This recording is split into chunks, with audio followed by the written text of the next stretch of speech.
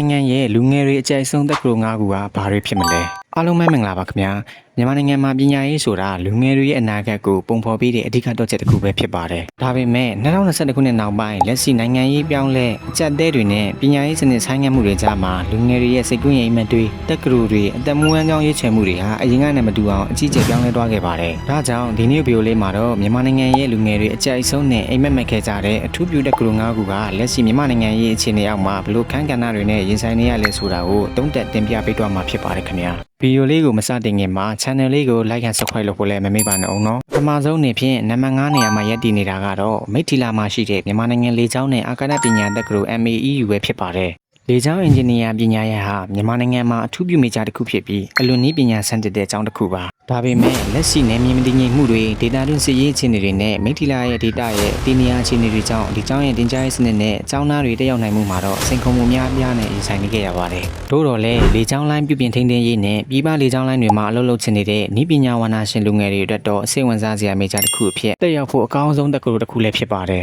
။နံပါတ်4နေရာမှာရပ်တည်နေတာကတော့နည်းပညာတက္ကသိုလ်ပဲဖြစ်ပါတယ်ဒါဆိုနည်းပညာတက္ကသိုလ်တွေကဘယ်လိုနေရာတွေမှာအသုံးဝင်တာလဲရန်ကုန်နည်းပညာတက္ကသိုလ် YTU နဲ့မန္တလေးနည်းပညာတက္ကသိုလ် MTU တို့ဟာတိုင်းပြည်တည်ဆောက်ရေးနဲ့နည်းပညာပိုင်းအဓိကကျတဲ့အကြောင်းတော်ကြီးတွေပါလက်ရှိနိုင်ငံစီးပွားရေးကျဆင်းမှုနဲ့အခြေခံအဆောက်အုံတည်ဆောက်ရေးလုပ်ငန်းတွေရပ်တန့်နေမှုကြောင့်အင်ဂျင်နီယာဘွဲ့ရတွေအတွက်ပြည်တွင်းလောက်ကိုင်ခွန်လန်းနေပါသွားတာမှန်ပေမဲ့လူငယ်တွေကြားမှာတော့နည်းပညာတက္ကသိုလ်တွေရဲ့ရည်ပန်းစားမှုကရောမသွားသေးပါဘူးအဓိကအကြောင်းရင်းကတော့ဒီကျောင်းကနေဘွဲတွေရပြီးဂျပန်စင်ကာပူစတဲ့ဖွံ့ဖြိုးတိုးတက်တဲ့ပြည်ပနိုင်ငံတွေကိုအင်ဂျင်နီယာအဖြစ်ထွက်ခွာသွားတဲ့လမ်းကြောင်းတွေရှိနေတာကြောင့်လည်းပြည်ပထွက်အလုပ်လုပ်ချင်တဲ့လူငယ်တွေအတွက်ဦးစားပေးရွေးချယ်မှုဖြစ်နေရခြင်းလည်းဖြစ်ပါတယ်။နံပါတ်3နေရာမှာရပ်တည်နေတာကတော့တပ်မတော်စစ်တပ်ကရို DSC ဖြစ်ပါတယ်။စစ်တပ်ကရိုကတော့လက်ရှိနိုင်ငံရေးနဲ့စီးရဲရိုက်ခတ်မှုကိုဓာတ်ရိုက်တက်ရောက်မှုခိုင်အားဆုံးကျောင်းတွေလို့ပြောလို့ရပါတယ်။အရင်ကာလတွေတုန်းကလုပ်ငန်းလုပ်ပိုင်ခွင့်နဲ့အာမခံချက်ရှိတဲ့အတမွေးအကြောင်းအဖြစ်လူငယ်အချို့ဆောက်ထားခဲ့ကြပေမဲ့လက်ရှိပြည်တွင်းစစ်ပွဲများပြည်တွင်းစစ်မှုထမ်းဥပဒေနဲ့နိုင်ငံရေးပြည်ပခါတွေကြောင့်လူထုကြားမှာဒီကျောင်းတွေပေါ်အမြင်နဲ့သဘောထားတွေလုံးဝကိုပြောင်းလဲသွားခဲ့တာပါအထူးသဖြင့်စီးရေးပြည်ပခါတွေပြင်းထန်လာတာကြောင့်ဒီတက်ကူတွေကိုဆောက်ထားသူရေးအတွက်ကလုံးဝရောချသွားခဲ့ပြီးလူငယ်များစုတွေလည်းရေးချယ်စရာလမ်းကြောင်းတစ်ခုဖြစ်ကနေဝေးကွာသွားခဲ့ရတာကိုတွေ့မြင်ရပါတယ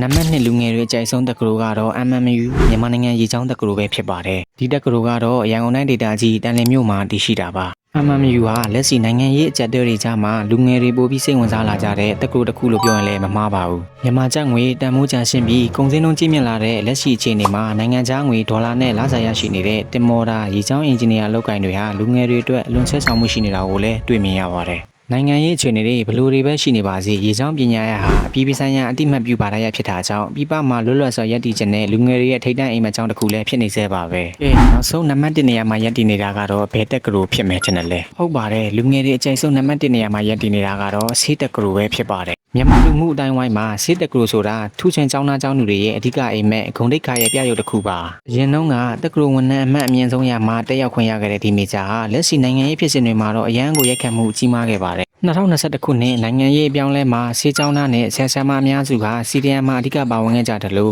့လက်ရှိအချိန်မှာလည်းအစိုးရဆေးရုံစစ်တပ်ကလူထက်ပြင်ပပုဂ္ဂလိကစစ်တင်တန်းတွေတိုးမဟုတ်ပြည်ပထွက်ပြီးဆေးပညာဘာသာရပ်တွေကိုပေါင်းကူးတင်မှုတွေကိုပုံမရွေးချယ်လာကြပါတယ်ဒါပေမဲ့လည်းကျန်းမာရေးကဏ္ဍရဲ့အရေးပါမှုကြောင့်ဆေးပညာကိုစိတ်ဝင်စားတဲ့လူငယ်တွေအတွက်တော့ဒီတက္ကသိုလ်ဟာစိန်ခေါ်မှုများစွာနဲ့အတူဆက်လက်ရေးပန်းစားနေစေဖြစ်ပါတယ်အားလုံးကိုခြုံငုံကြည့်ရင်တော့လက်ရှိမြန်မာနိုင်ငံရေးနဲ့အထွေထွေအကြက်တွေဟာတက္ကသိုလ်ကျောင်းသားလူငယ်တွေရဲ့စိတ်ကူးနဲ့အနာဂတ်လမ်းကြောင်းတွေကိုအများကြီးပြောင်းလဲစေခဲ့ပါတယ်။အရင်တုန်းကဂုဏ်သိက္ခာကိုအဓိကထားရွေးချယ်ခဲ့ကြပေမဲ့အခုအခါမှာတော့ပြည်ပထွက်ခွာနိုင်မှုနဲ့လုံခြုံစိတ်ချရမှုတွေကိုပိုပြီးဦးစားပေးရွေးချယ်လာကြတာကိုတွေ့မြင်ရပါတယ်။ဒီဗီဒီယိုလေးကိုကြည့်ရှုပေးကြတဲ့ကျွန်တော်ရဲ့တငယ်ချင်းတွေကဘယ်တက္ကသိုလ်အကြိုက်ဆုံးဖြစ်မလဲကိုမှပြောပေးခဲ့ပါအောင်နော်။ဗီဒီယိုလေးကိုကြိုက်နေတဲ့ရင် like and subscribe လုပ်ဖို့လည်းမမေ့ပါနဲ့။